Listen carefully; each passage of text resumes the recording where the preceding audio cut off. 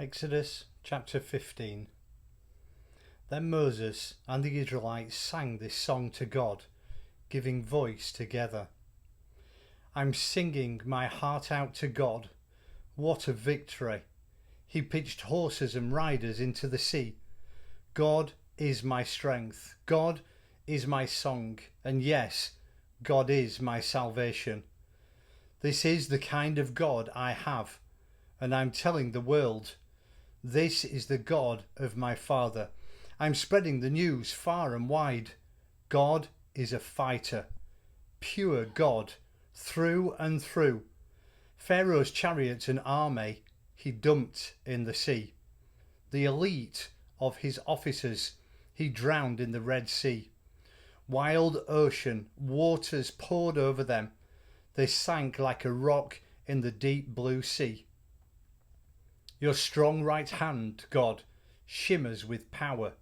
Your strong right hand shatters the enemy. In your mighty majesty, you smashed your upstart enemies. You let loose your hot anger and burned them to a crisp. At a blast from your nostrils, the waters piled up. Tumbling streams dammed up. Wild oceans curled into a swamp. Excuse me. The enemy spoke. I'll pursue. I'll hunt them down. I'll divide up the plunder. I'll glut myself on them. I'll pull out my sword. My fist will send them reeling. You blew with all your might and the sea covered them. They sank like a lead weight in the majestic waters. Who compares with you among gods, O God? Who compares with you in power, in holy majesty, in awesome praises, wonder-working God? You stretched out your right hand, and the earth swallowed them up. But the people you redeemed, you led in merciful love. You guided them under your protection to your holy pasture. When people heard, they were scared. Philistines writhed and trembled. Yes, even the headmen of Edom were shaken, and the big bosses of Moab. Everybody in Canaan panicked and fell faint. Dread and terror sent them reeling before your brandished right arm. They were struck dumb like a stone until your people crossed over and entered. O God, until the people you made crossed over and entered. You brought them and planted them on the mountain of your heritage, the place where you live and the place you made, your sanctuary, Master, that you established with your own hands. Let God rule forever, for eternity. Yes, Pharaoh's horses and chariots and riders went into the sea, and God turned the waters back on them.